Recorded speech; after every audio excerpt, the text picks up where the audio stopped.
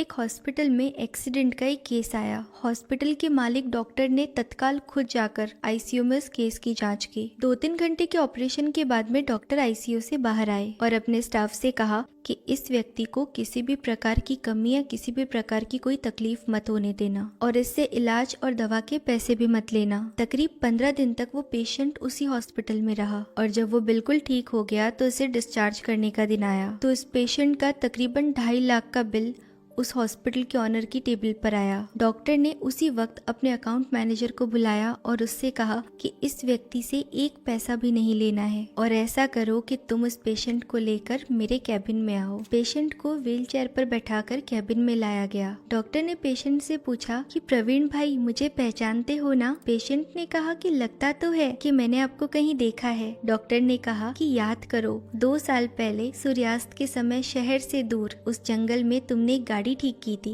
उस रोज मैं परिवार सहित पिकनिक मनाकर लौट रहा था और तभी अचानक से कार से धुआं निकलने लगा और गाड़ी बंद हो गई। कार एक तरफ खड़ी कर हम लोगों ने चालू करने की कोशिश की, परंतु कार चालू ही नहीं हुई। अंधेरा थोड़ा थोड़ा घिरने लगा था। चारों ओर जंगल और बिल्कुल सुनसान रास्ता था। परिवार के हर सदस्य के चेहरे पर चिंता की लकीरें और भय दिखने लगा था और सभी उस वक्त भगवान से प्रार्थना कर रहे थे कि हे भगवान, बस कोई मदद मिल जाए। और थोड़ी ही देर में एक चमत्कार हुआ। एक बाइक पर तुम आते हुए दिखाई दिए। हम सबने दया की नजर से हाथ ऊपर करके तुम्हें रुकने का इशारा किया और तुमने अपनी बाइक को साइड में खड़ा रखकर हमसे परेशानी का कारण पूछा। तुमने कार का बोनट खोलकर चेक किया और कुछ ही पलों में तुमने कार को चालू कर दिया। हम सबके चेहरे पर खुशी की लहर दौड़ पड़ी थी। हमको ऐसा लगा था कि भगवान ने आपको हमारे पास भेजा है हमारी मदद के लिए, क्योंकि उस सुनसान जंगल में रात गुजारने के ख्याल मात्र से ही हमारे रोंगटे खड़े हो रहे थे। तुमने मुझे बताया था कि तुम एक गैराज चलाते हो। मैंने तुम्हारा आभार जताते हुए कहा था कि रुपए पास में होते हुए भी ऐसे मुश्किल समय में मदद नहीं मिलती। तुमने ऐसे कठिन समय में हमारी मदद की और इस मदद की कोई कीमत नहीं है, ये तो अमूल्य है। परंतु फिर भी मैं पूछना चाहता हूँ कि आपको कितने पैसे दूं? उस समय तुमने मेरे आगे हाथ जोड़कर जो शब्द कहे थे, वो शब्द मेरे जीवन की प्रेरणा बन गए हैं। तुमने कहा था कि मेरा नियम और सिद्धांत है कि मैं मुश्किल में पड़े व्यक्ति की मदद के बदले कभी कुछ नहीं लेता। मेरी इस मजदूरी का हिसाब भगवान रखते हैं। और उस दिन मैंने सोचा कि एक सामान्य आय का व्यक्ति इस प्रकार के ऊंचे विचार रख सकता है और उनका संकल्प पूर्वक पालन कर सकता है, तो मैं क्यों नहीं कर सकता? और मैंने भी अपने जीवन में यही संकल्प ले लिया। 2 साल हो गए, आज तक मुझे कोई कमी नहीं पड़ी। उल्टा पहले की अपेक्षा मुझे अधिक मिल रहा है। ये अस्पताल मेरा है और तुम मेरे मेहमान हो और तुम्हारे ही बताए नियम के अनुसार मैं तुमसे कुछ भी नहीं ले सकता। ये तो भगवान की कृपा है कि उसने मुझे ऐसी प्रेरणा देने वाले व्यक्ति की सेवा करने का मौका दिया। ऊपर वाले ने तुम्हारी मजदूरी का हिसाब रखा और वो हिसाब आज उसने चुका दिया। मेरी मजदूरी का हिसाब भी ऊपर वाला रखेगा और कभी जब मुझे जरूरत होगी तो वो जरूर चुका देगा। डॉक्टर ने प्रवीण से कहा कि तुम आराम से घर जाओ और कभी भी कोई तकलीफ हो तो बिना संकोच के मेरे पास आ सकते हो।